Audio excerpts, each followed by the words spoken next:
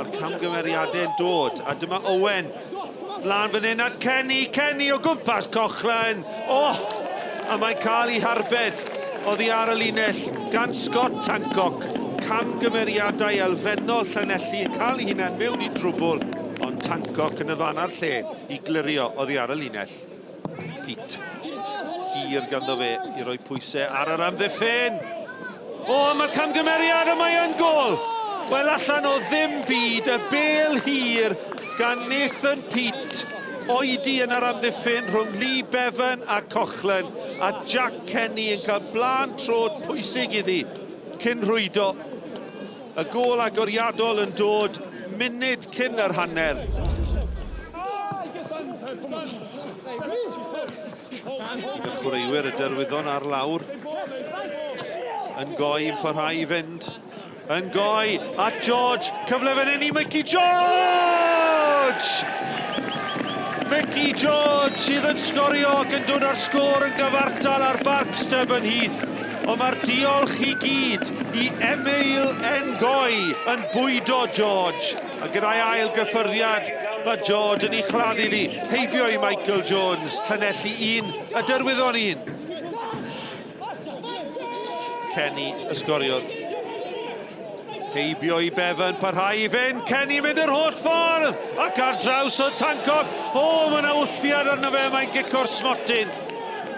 Rhediad ardderchog gan Jay Kenny, a mae hefyd yn gerdyn coch i Daniel Alfie am y drosedd.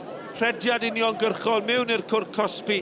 Mi oedd yna wthiad arno fe gan Daniel Alfie. Cerdyn coch pellach i Llanelli. Kenny yn erbyn Cochlan, a mi ail o'r gêm ac i roi'r derwyddon ar y blaen, a mae'n gwneud hynny.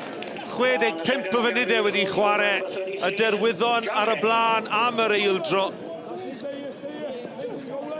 Le mae'r cymorth. Jones yn oedi, a Jack Kenny yn ei dwyni. Kenny am yr hat-trick! A mae Cochlan yn arbed yn dda.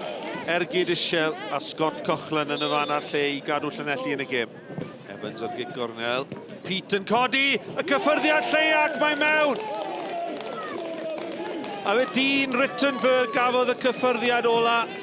Y drydedd gol i'r derwyddon, a sgwni ife dyna'r gol sy'n danfon Llanelli lawr.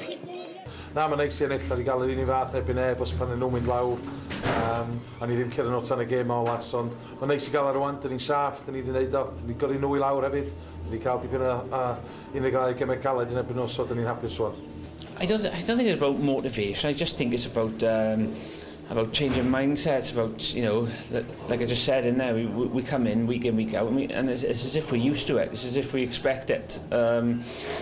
And it's hard, you know, and it does work the other way. When you win in, week out, you come to games, you think you're going to win automatically. You know, it's just that mindset we need to just flip, and it's just a result, just a good performance. I thought, you know, performance today was okay, but we just need that result to kind of flip. But we'll keep going till the end and just see what happens.